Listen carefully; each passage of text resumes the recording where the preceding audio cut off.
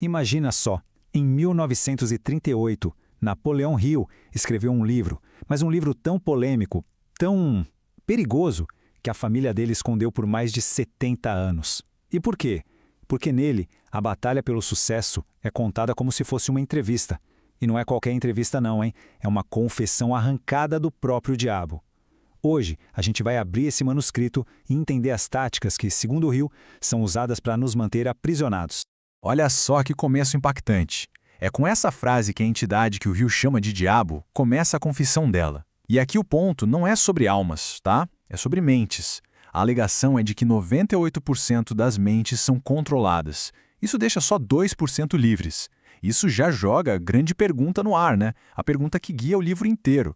Como? O que será que esses 2% fazem de tão diferente?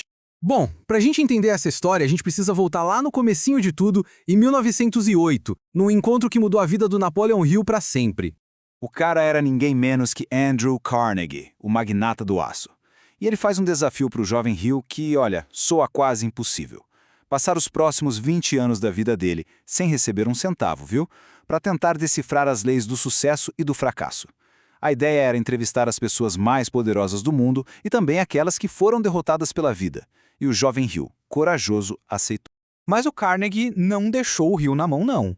Ele deu uma pista, uma ideia meio misteriosa, que seria a chave de tudo. A ideia de que em momentos de crise total, uma força que a gente tem dentro de nós, um tal de outro eu, pode simplesmente acordar e tomar as rédeas. O Hill guardou essa ideia, mesmo sem entender direito o poder que ela tinha. Só que aí vem a grande ironia da vida do Hill.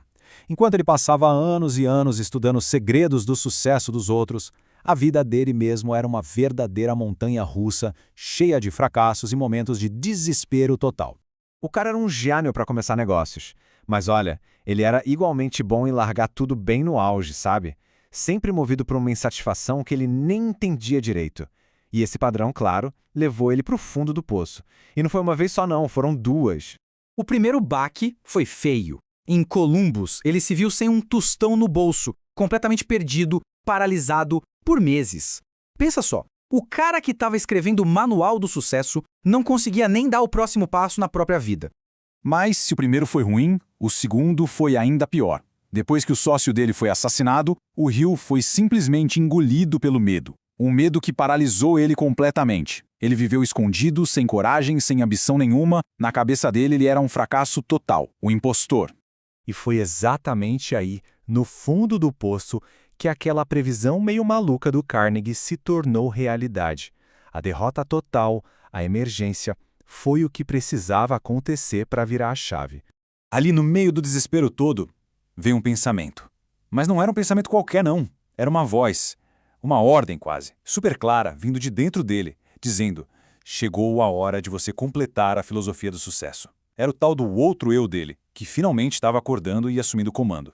E olha, esse é o ponto mais importante para a gente entender o livro todo. Esse outro eu não é só papo de pensamento positivo, não.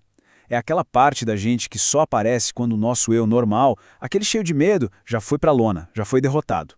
É a parte que não aceita impossível como resposta e simplesmente age com um propósito muito claro.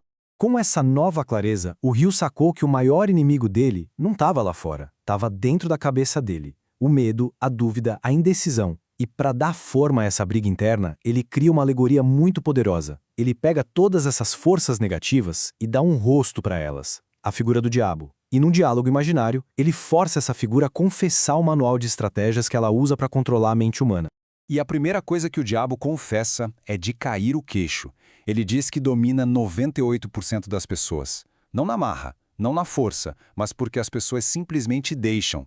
Elas entregam de bandeja o controle da própria mente. E aí, claro, a gente se pergunta, mas qual é o truque? Qual é a grande armadilha por trás disso tudo? Como isso é possível? E a resposta do livro é uma arma só, bem sutil, o hábito de se alienar, ou drifting em inglês.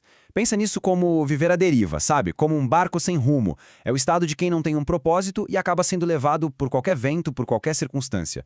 Hoje em dia, a gente pode ver isso fácil no scroll infinito das redes sociais ou no bombardeio de opiniões que a gente recebe toda hora, que acaba impedindo a gente de ter as nossas próprias ideias. E a diferença entre quem vive assim, alienado, e quem não vive, é gritante. De um lado tem a pessoa alienada, sem um grande objetivo, cheia de medo, que só aceita o que a vida joga no colo dela, que começa um monte de coisa e não termina nada. Do outro, tem a pessoa que não se aliena. Ela tem um propósito claro, um plano, usa a própria cabeça para decidir as coisas e, o mais importante, transforma a derrota em aprendizado. A diferença não está fora, está dentro da mente. Tá, mas como essa armadilha é armada na prática? Bom, o diabo confessa que o jogo começa cedo, lá na juventude, com sistemas que, na visão do Hill, acabam desestimulando o pensamento independente. Aí, ao longo da vida, ele vai usando outras ferramentas, os nossos medos mais comuns, como o medo de pobreza ou de crítica, ambientes negativos, a falta de um propósito claro e, claro, a propaganda, que só serve para encher a nossa cabeça de barulho e distração. Mas o mais legal é que o livro não fica só no problema. A parte mais importante da confissão é justamente a revelação de como escapar disso. O Hill basicamente força o adversário a entregar o antídoto. E a chave para virar esse jogo está em olhar para o fracasso de um jeito totalmente novo. O diabo admite que toda derrota traz junto uma sementinha de um sucesso do mesmo tamanho. A grande diferença é que a pessoa que está à deriva nunca para procurar essa semente. Para ela, a derrota é o fim do caminho, ponto final. Já outra pessoa não. Ela olha para a derrota e pensa, ok, o que eu aprendo com isso? É informação? É um ajuste de rota?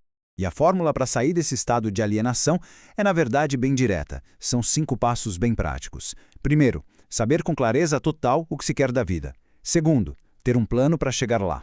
Terceiro, criar o hábito de tomar decisões e se manter firme nelas.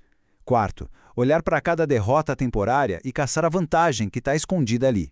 E quinto, e talvez o mais difícil, é controlar os pensamentos que dominam a mente, trocando o medo pela fé no seu plano. Agora, se a gente tivesse que resumir tudo isso em uma única ideia, seria esta: ter um propósito definido em tudo. Um propósito claro, um plano claro, decisões claras. Essa clareza, essa definitude, é o antídoto final contra a alienação. É a arma que o diabo do livro mais teme. Porque uma mente que está ocupada com um objetivo claro simplesmente não tem espaço sobrando para o medo e para a dúvida se instalarem. E no fim das contas, essa confissão do diabo funciona como um grande espelho. O livro todo meio que nos força a olhar para dentro e perguntar: o que está no comando da nossa mente? É o medo que puxa a gente para essa alienação, para essa passividade? Ou é um propósito claro que nos guia para a gente tomar as rédeas da própria vida? A grande sacada do Hill é que essa escolha é a única que realmente importa e ela é 100% nossa.